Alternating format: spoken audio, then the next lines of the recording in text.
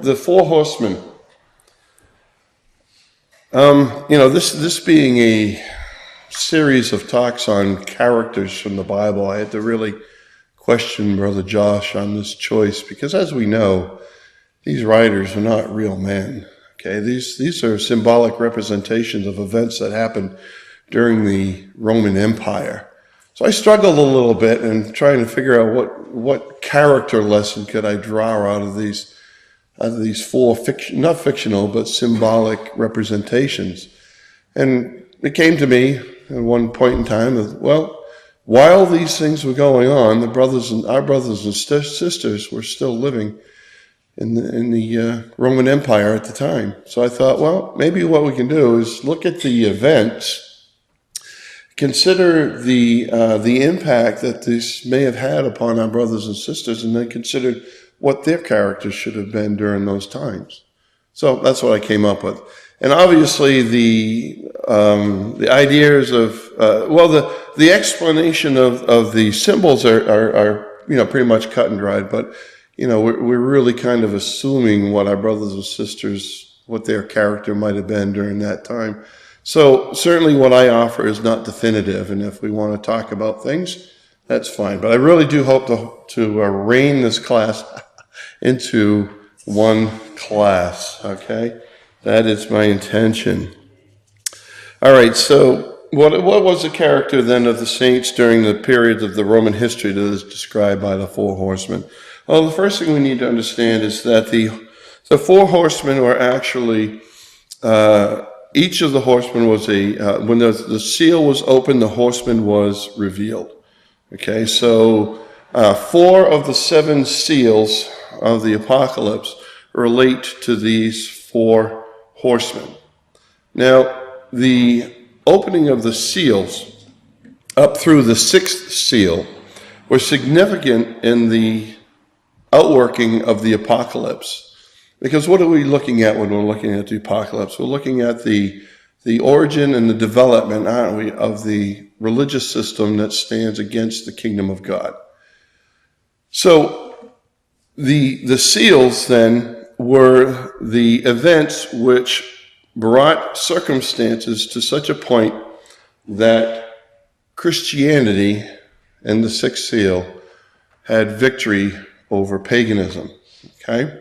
So each of these seals were working towards that end, and the 4 horsemen obviously fit within that. So the first seal beginning with 96, obviously that's the opening of the apocalypse, isn't it? So starting with John on the Isle of Patmos, and he was exiled to Patmos prior to 96 AD, because in 96 AD there was a change of emperors, and there was actually a change of the general attitude of the Roman Empire at that time. John was put in on Patmos by Domitian prior to 96 AD, but the apocalypse came to him, we believe, around that time, 96 AD. So again, the opening of the apocalypse down through 324 AD, when the church finally gained its position over paganism, and we're probably familiar with much of that. Okay, so each horseman then is revealed with the opening of a seal, and there were 7 seals on the scroll of the hand of the one who sits on the throne. We read that in chapters 4 and 5 of the Apocalypse. And Brother Thomas in Eureka, he gives us a wonderful sense, I think, of the scriptural purpose of the unsealing of the scroll, okay? So I know there's a lot to read here, and I don't know if everybody can read that. If not, you might want to move forward. But Brother Thomas writes in Eureka, "Thus it is obvious that the kingdom promised to the saints could not be established so long as the man of sin power were undeveloped." Okay, we're familiar with that verse in Paul's writing, that the kingdom would not come until the man of sin be revealed, right? Okay, so this is what Brother Thomas is commenting on. And secondly, that the man of sin power could not be manifested upon the scene of the fourth beast habitable. What's he talking about there? He's talking about Daniel chapter 7, verses 7 and 8, with the 4th beast. Okay, we're familiar with that as well. The 4th beast representing the Roman Empire. So the man of sin could not be manifested upon the scene of the Roman Empire so long as the constitution of this beast dominion continued pagan. The former necessity of the situation is thus expressed by Paul: "He that now hinders will hinder until he be taken out of the way, and then shall that lawless one be revealed." When Paul wrote these words, the power that hindered the manifestation of the lawless one he described in a previous verse, in whom he styles the man of sin, the son of perdition, was the same power that exiled John to Patmos, the pagan Roman. It was necessary that the pagan Roman power should be taken out of the way. This was an important element in the drama to be performed, but how was it to be accomplished? The answer is by the cumulative force of the events developing in the course of and culminating in the full exhaustion of the things written within and on the outside of the first 6 seals. This is the first division of the apocalyptic scroll, a 6-act tragedy resulting in the fall of paganism and the enthronement of the Laodicean apostasy called by its devotees the Holy Catholic Church as the religion of the Roman state. So we understand what Brother Thomas is saying here, that as long as pagan Rome maintained the upper hand, it would not be possible for the man of sin to be revealed, as that required the foothold of the Catholic Church in the Roman system, in the Roman habitable at that time. And so the horsemen play a symbolic part in the history of the Roman Empire in its transformation from pagan to Christian. In the context, it's appropriate that the horse is used, right? We understand what a horse stands for as a symbol of war. And this particular time period in Rome's history was a warfare or a combat between the rising Christian church and the established pagan order. And there could only be one victor. So during the time of this ascendancy of the universal church, the true followers of Christ needed to be aware of their circumstances of those turbulent times. And they needed to find a way to stand separate from the growing apostate influence as it prospered towards the goal that was eventually given to it by Constantine. So Constantine at first, or the Roman Empire made no distinction between the different Christian sects, but obviously there was a marked difference between the true followers of the Lord Jesus Christ and those who had gone out, right? They were not of us, they departed. And Paul also references the idea that the changes in Christianity were already afoot in his days, in his times.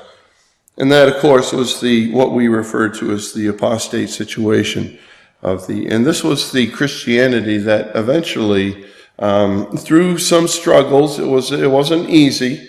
It was a bit of tug of war, but eventually it was that form of Christianity which, having the desire to be politically powerful and influential in the Roman Empire, eventually ascended to that position, being helped greatly by Constantine.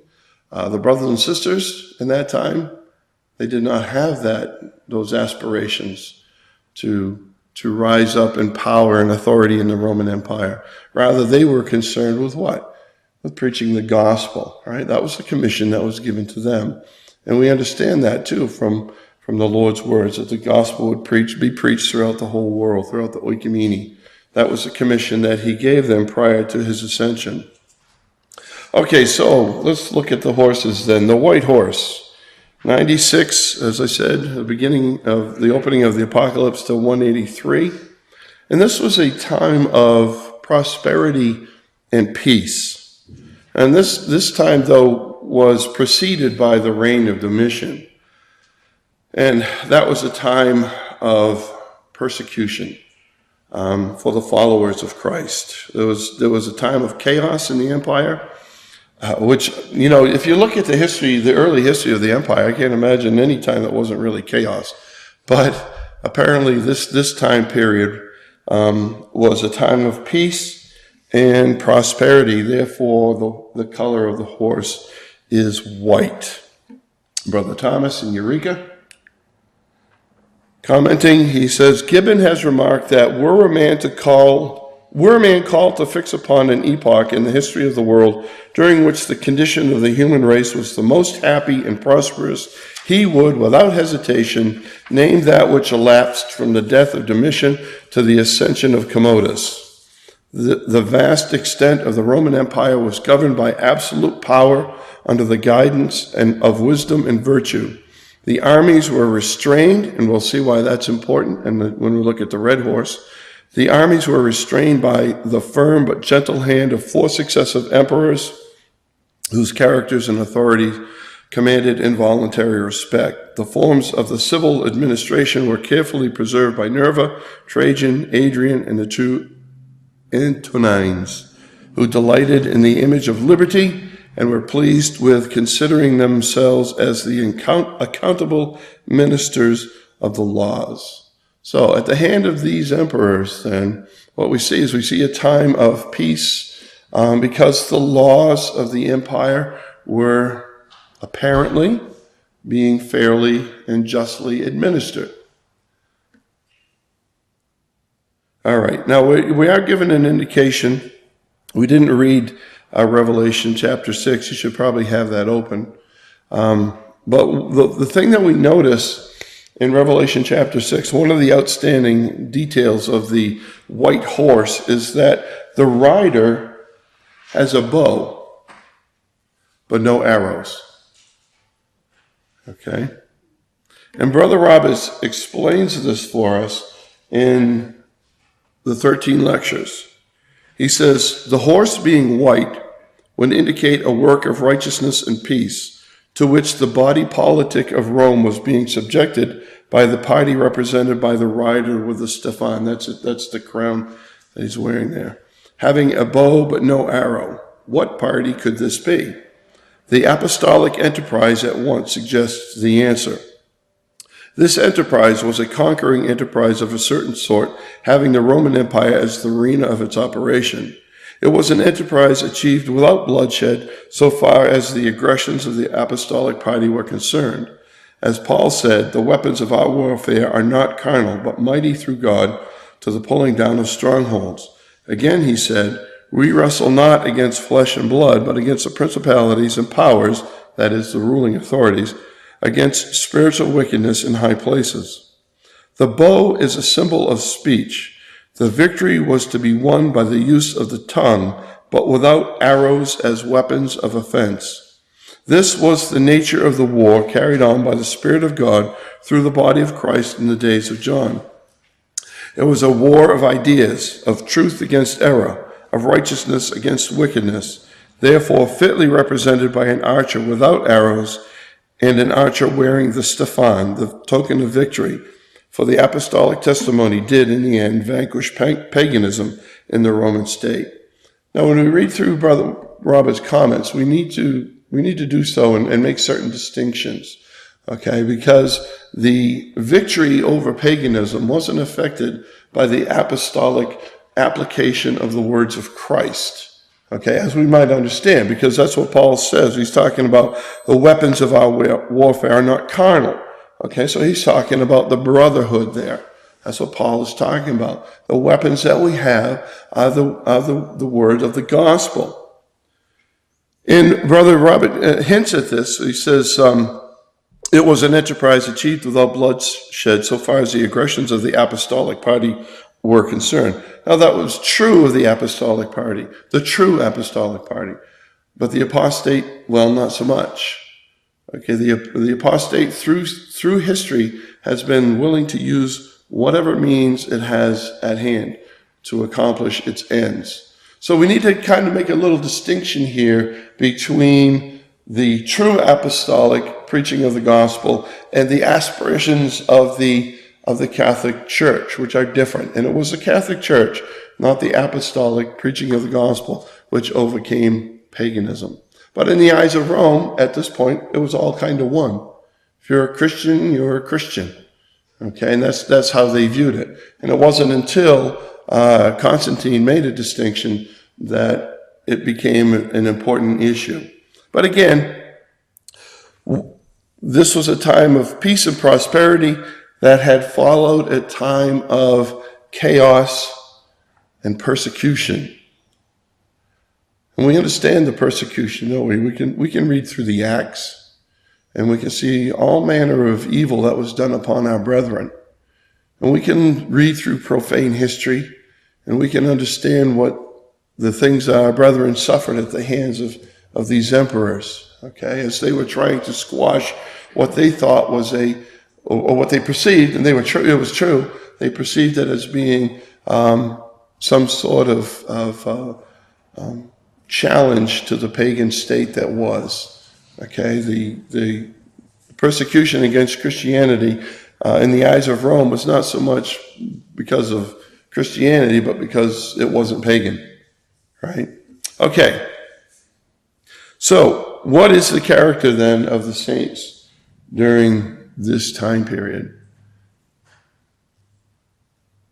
Well, that is determined by the circumstances in which they found themselves. And what they found themselves in was a time of peace and prosperity that had followed a time of chaos and persecution.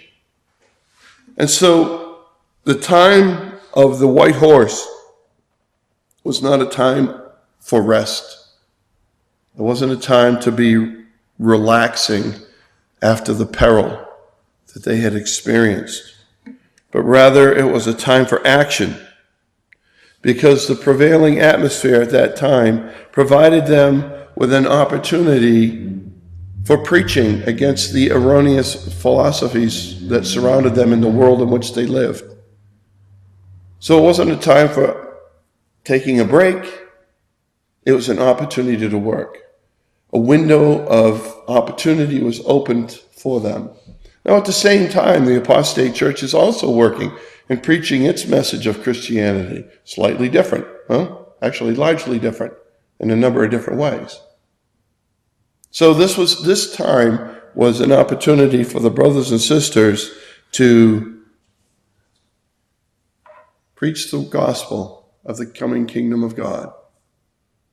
So, okay, and again, in our first class on characters, we said that in order to really be valuable, we need to find a way in which to apply the character that we're looking at in the scriptures to our time. So what about us? Well, we live in a time of peace and prosperity, don't we? At least in this country. It's not the same all over the world. But we live in a time of peace and prosperity. And so what should we be doing? Well, we should be utilizing our arrowless bow. Right? And that's what God willing, we will be doing this afternoon.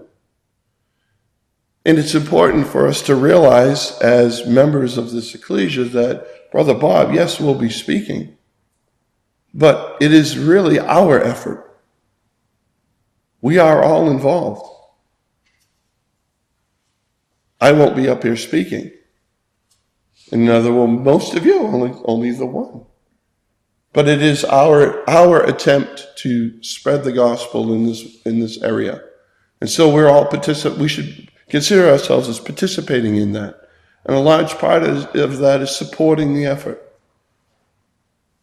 Being here to support the work.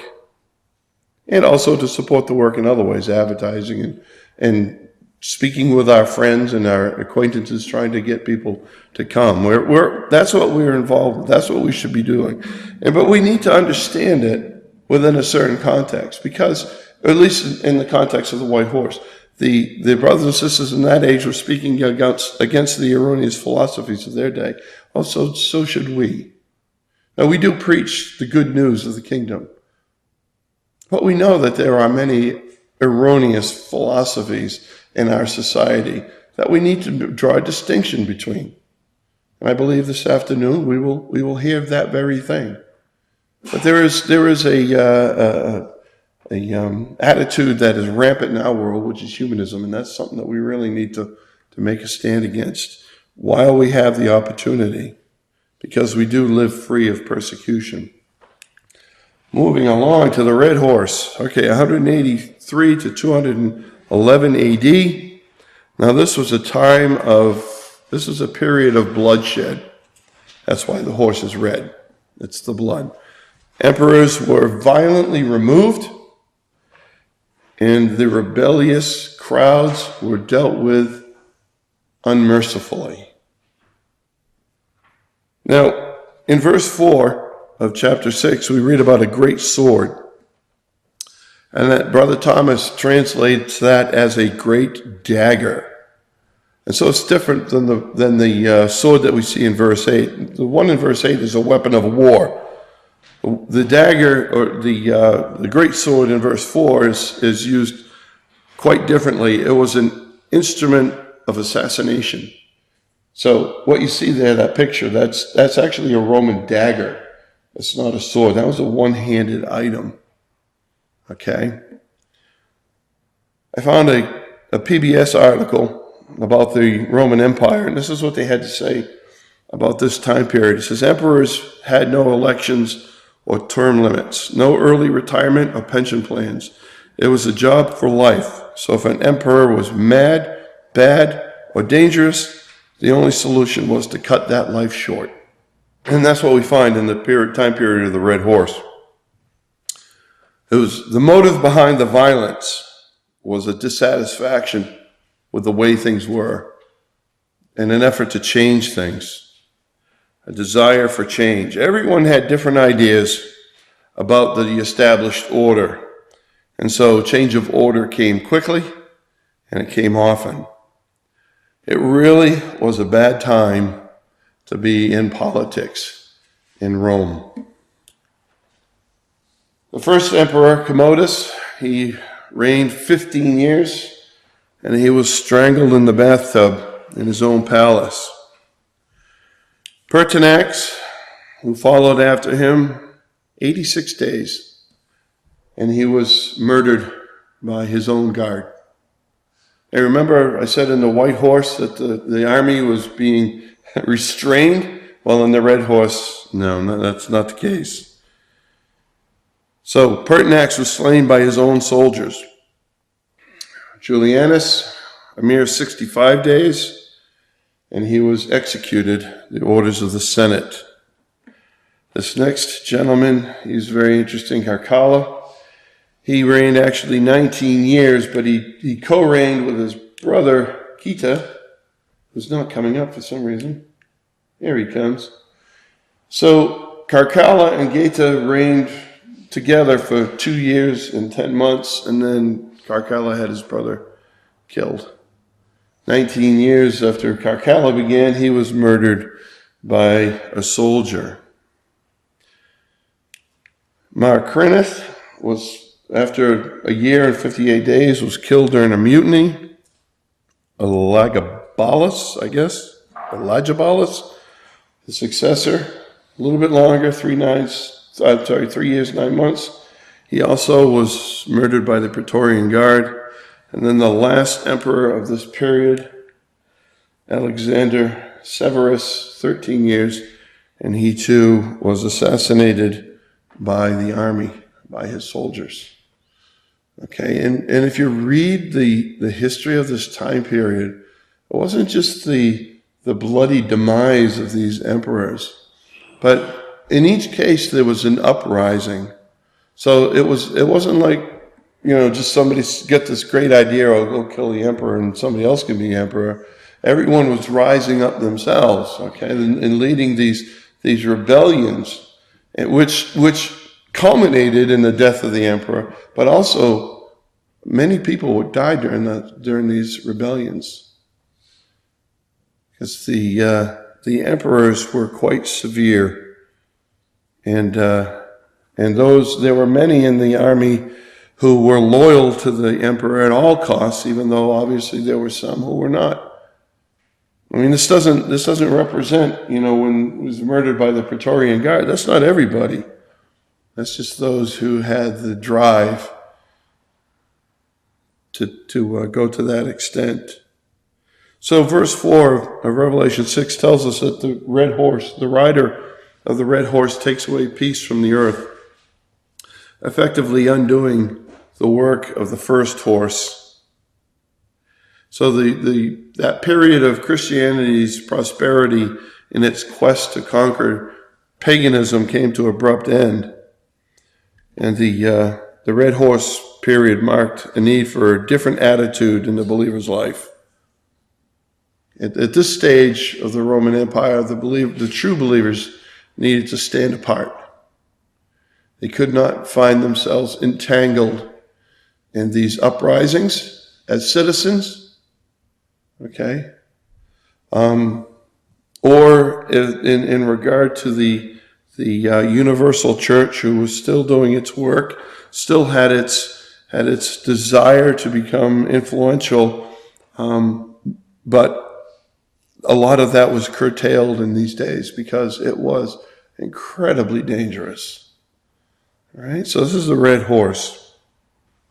So what do we learn then about character of the saints during the period of the red horse? Well, the thought that came to me, it's a warning to let the world carry on in its headlong rush to its own destruction. We're not to get entangled in that. We're not to stand up for Pertinax. We're not to make a plea for Geta.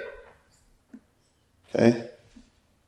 So when we look about us in the affairs of this world, and we see the men who are modern contemporaries of these emperors doing their thing, if you will, we're not to take sides. It doesn't matter whether we think, the current White House is foolish or courageous. It doesn't matter. We're not to take sides. We're not to become entangled in the things of this world. Because the world is governed by the godless mind of the animal and driven by these passions, okay? It gets itself into situations that are not proper for the saints to be involved in. We need to stand apart. Now, we're familiar with the story of Lot. And we're familiar how at the beginning he cast his eyes and looked upon the plains, right, of Sodom and Gomorrah. It was desired unto him. And so he pitched his tent towards Sodom, right? And then later on we find that, he had actually moved into Sodom, because when the 10 kings came and took that city captive, Lot was part of that captivity, and Abraham, by the hand of God, delivered him. But when the two angels come, where is Lot? He's sitting in the gate. And we know what that means. That is, he was involved in the affairs of that city. Undoubtedly, his desire was to change that city. But it's not our place to change society. Our place is to change the hearts and minds of individuals within that society. We can't change this world. We see all the things that, by God's estimation, are abhorrent. But we're not going to change those attitudes in society at large. We're looking for the ear that is open to the gospel, the heart and mind that is searching for something that this life just doesn't give. But we cannot become entangled in the affairs of this world. There's a time of madness, chaos, and bloodshed, and the saints of God stand apart from such calamities.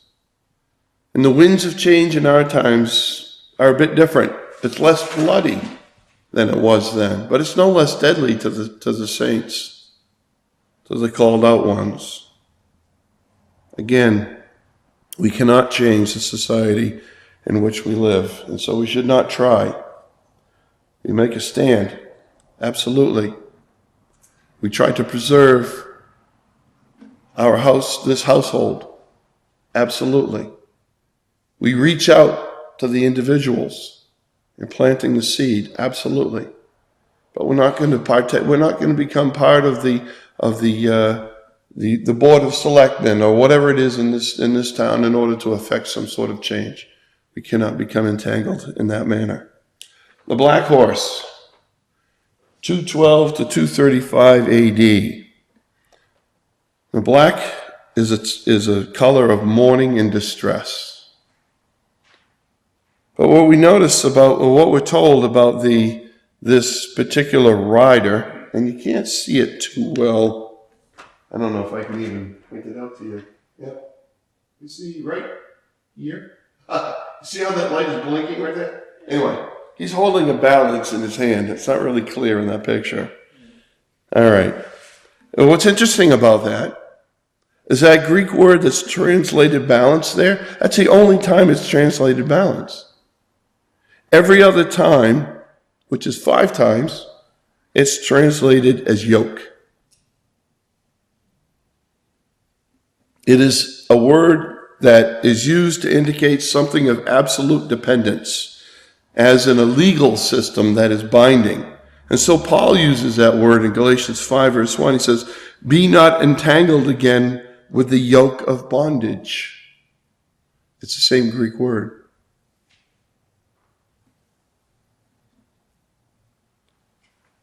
Now, Brother Thomas gives us his estimation of this word in Revelation 6, and that it indicates a system of injustice that was binding upon the people of the Black Horse period.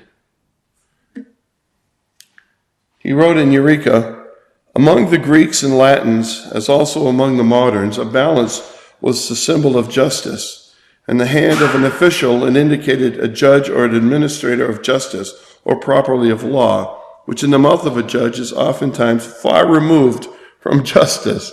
And we certainly see that nowadays, don't we?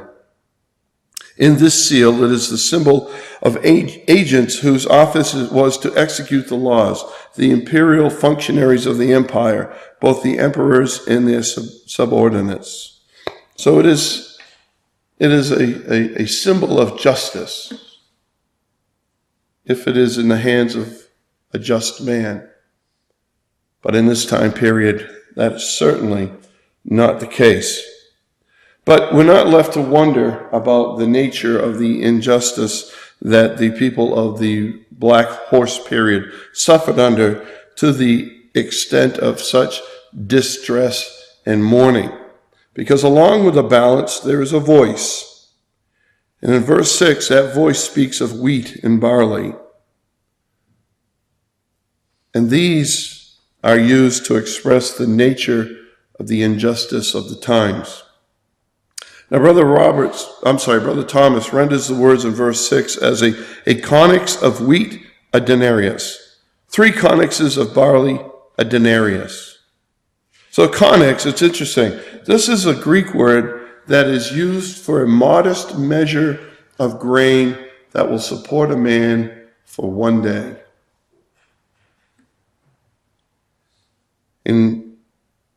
By removing the word for, because it doesn't say a conix of wheat for a denarius. Brother Thomas says a conix of wheat, a denarius. By removing the word for, Brother Thomas suggests that the denarius was a price that was added to the cost of the wheat and the barley, of course, of which he means a tax. And so this is the nature of the yoke that is applied in the Black Horse period. So do we see a balance, or do we see a yoke? It was a time of great injustice, brothers and sisters. A time of gross taxation. And when you read the history of that time period, you know why this taxation was being taken.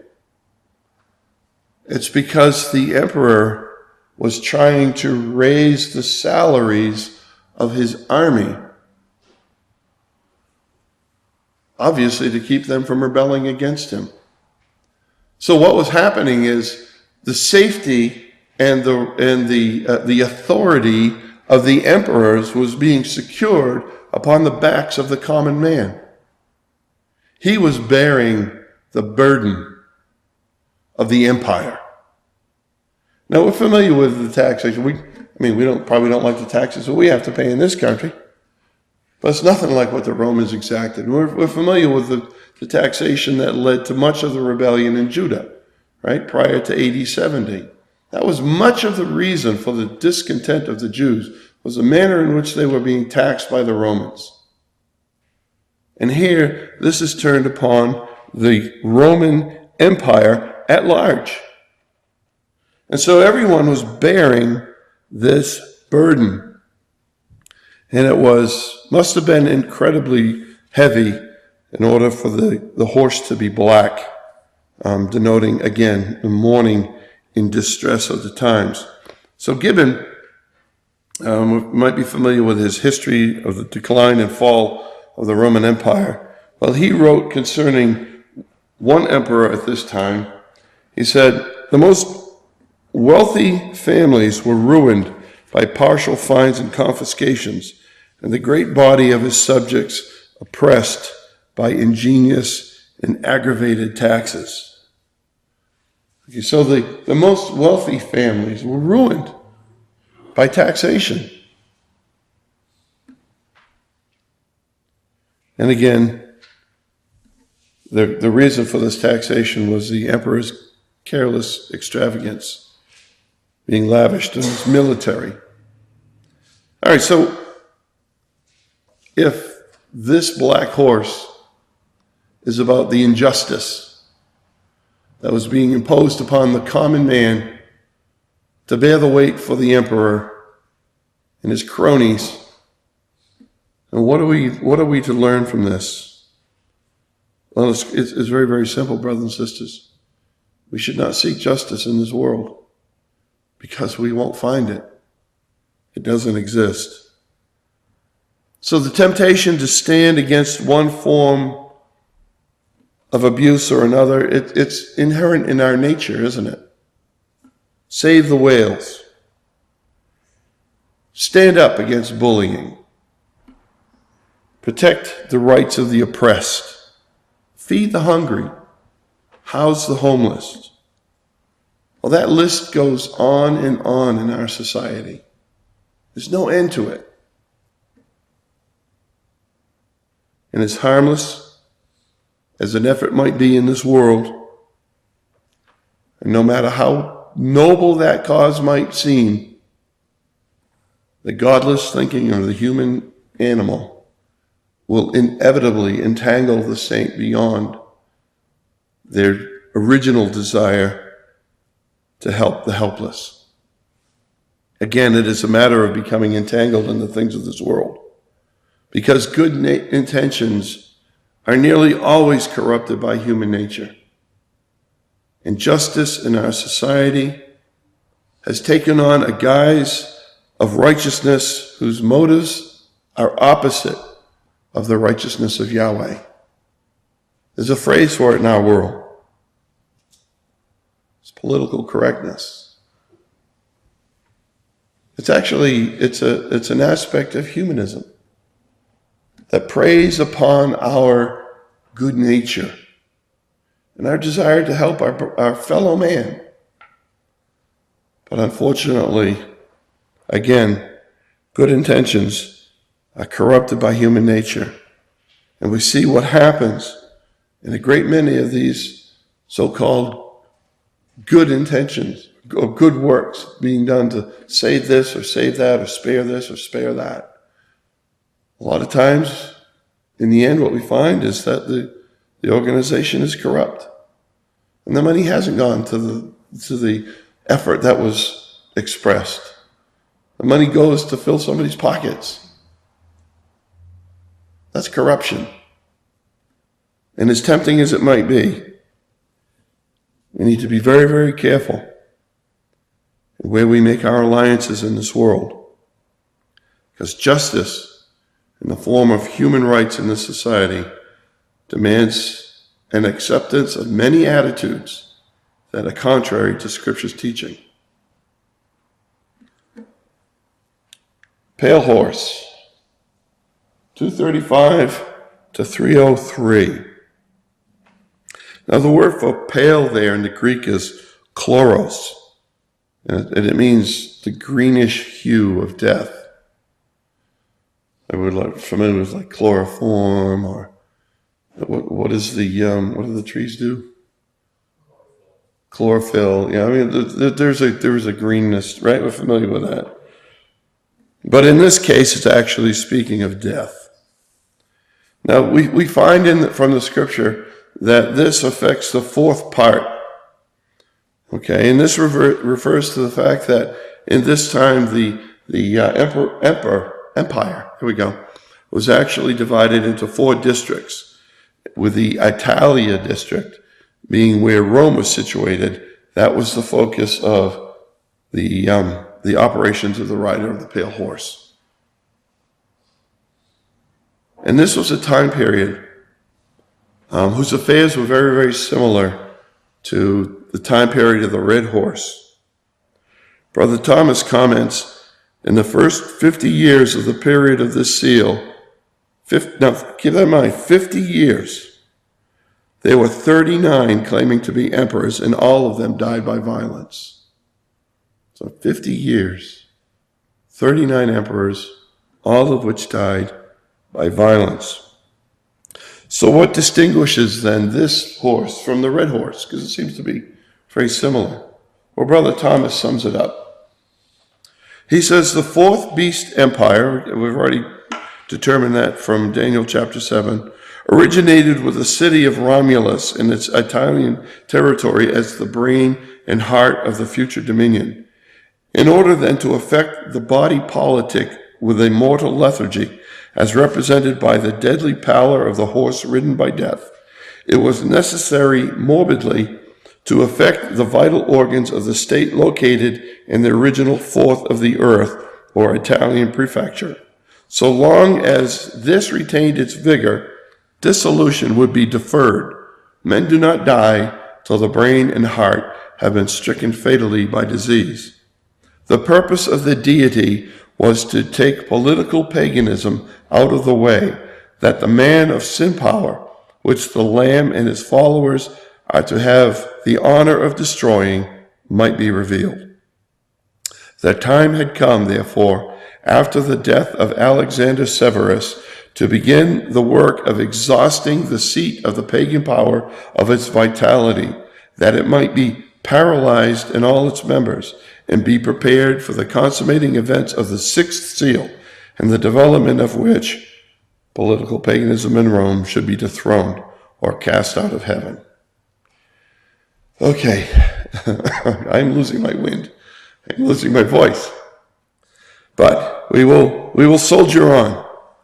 So this is a time period of, while the time of the red horse was a time of blood, right? And the emperors, it was a time of rebellion. It wasn't just the blood of the emperors, it was the blood of the people as well. But this was accelerated. This was a time period where death in the political arena was being accelerated to the point where 39 emperors in 50 years all died in a manner that was horrific. Now, in order to understand the pale horse, we kind of have to look at what came after the pale horse. Because after the pale horse, at the end of that period, there was a major shift in the empire. In 303, Diocletian Augustus unleashed his persecution on Christianity, a time that is referred to as the empire's last, largest, and bloodiest official persecution of Christianity. And this is what encompasses the fifth seal. Okay? It was a time of great persecution against Christianity. Now, there's a number of different reasons for this shift in intolerance for Christianity, where there seemed to have been a growing tolerance. All of a sudden, there was this intolerance. And key among the causes for this change was the perception that Christianity was in direct competition with the long-established pagan cults. So basically, the empire is waking up to the fact that this Christianity thing is not going away. It is growing. It's becoming more vocal. And as we shall see, it's becoming more involved. And so paganism, in a last-ditch effort, tries to wipe out Christianity. The hand of Diocletian, the empire's last, largest, and bloodiest official persecution of Christianity. During the time of the Pale Horse, when the pagan Rome was suffering such turmoil and chaos and upheaval, during the time of that Pale Horse, Christianity, as it was organized under the apostate system, was given a bit of rest from persecution. And Christianity, again, in the apostate system, began to flourish, where it no longer lingered in the shadows. Large churches became prominent in major cities throughout the empire. And these were testament to the measure of affluence that Christianity had gained under certain emperors. Because the emperors were more focused on what was going on in Rome at that time. Their attention, the empire's attention was turned to that. And so the apostate system took advantage of the opportunity and began to play its hand here and there throughout the empire. Christians began to reach high ranks in the Roman government and in its military, but not yet being officially sanctioned. This change in Christianity's fortunes began to arouse suspicion and actually envy in the hearts and the minds of those who in Rome were the traditionalists. Okay, the old school, that's what we call it nowadays, right? Old school. The old school Romans, they became suspicious of what was going on. They knew what was going on in Rome. They saw all that. Meanwhile, hey, what's going on over here? What are these Christians doing? Why are they so involved in our government, our military, our affairs, our townspeople, right? It became suspicion. It became suspicious and envious. And so these traditionalists, these philosophers, their words began to be listened to. And eventually a resentment for a religious sect whose primary character was being depicted as a God-man, well, this took a violent and tragic turn. Diocletian at first seemed to be somewhat tolerant. He began a systematic program of persecution against the Christians to eliminate them from influential positions and to remove their interference with the pagan cultists. So they got them out of the government, out of the military, burned down their churches. And this persecution decimated the ranks of the Christians until the rise of Constantine. And he took the advice of his father. His father saw that the Christians were not going away, and he recognized the political value of these people. And so in 316, Constantine began to elevate the Roman Church to a position of lofty dominance over its enemies, over its rivals. And key among the rivals of that Roman Church were our brothers and sisters. And so Constantine essentially gave the reins to the Roman Church. And any other sect of Christianity suffered at that time. And eventually in 324, we see Christianity gaining victory over paganism. Remember the sixth seal? Remember that slide? Sixth seal, seal number 1, seal number 6, victory over paganism. That's what these things were all about. All right, so What about the true followers of Christ during the pale horse? Well, the true followers of Christ needed to stand apart from the rising affluence and influence of the Roman Church. The temptation would be to say, well, these guys are doing pretty good. Maybe they have something. But we know that doctrinally that's not the case. The Roman Church became entangled in the affairs of Rome. The Roman Church sought a measure of manner of influence in the culture of Rome. And that system entangled itself so that it couldn't be separated from the Roman. The Roman Catholic system was as much of Rome as was its emperors, as was its senate, as was its laws. As went the Roman Empire, better went the Roman Church, because they gained the upper hand. And this is what the the 6 seals are all about. And the 4 horsemen were the first 4 seals. So Rome, the apostate church entangled itself. Again, that seems to be a common thread to these lessons here. But they entangled themselves in the system in a manner that was not in line with the teaching of Christ or the future that he predicted for those who would be his followers. We know these words from John 15. If the world hate you, you know that it hated me before it hated you. If ye were of this world, the world would love his own. If we were entangled in this world, we would be accepted by this world. But because ye are not of the world, but I have chosen you out of the world, therefore the world hates you. Remember the word that I said unto you, the servant is not greater than his Lord. If they have persecuted me, they will also persecute you. If they have kept my saying, they will keep yours also.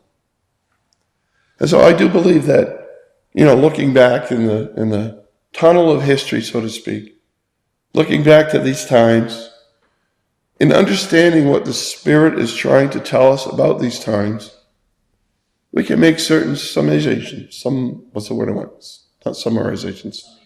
Summations. Thank you. Okay? About the fate of our brothers and sisters in those days. And knowing the teachings of our Lord Jesus Christ, we can see then, or I don't want to use the word assume, but we know how they were to stand apart from what was going on around them in that time. Because Christianity as a whole was making leaps and bounds of progress in the society in which they existed. But Christ says for us, it is not so. It is not so. It wasn't then, and it isn't now. We are to stand apart. We are not to become entangled, and not try to fix society, not take sides. We stand apart for the express purpose that the true message of Christ be preserved and be shared with individuals who God brings to us, those men and women who have eyes to see and ears to hear.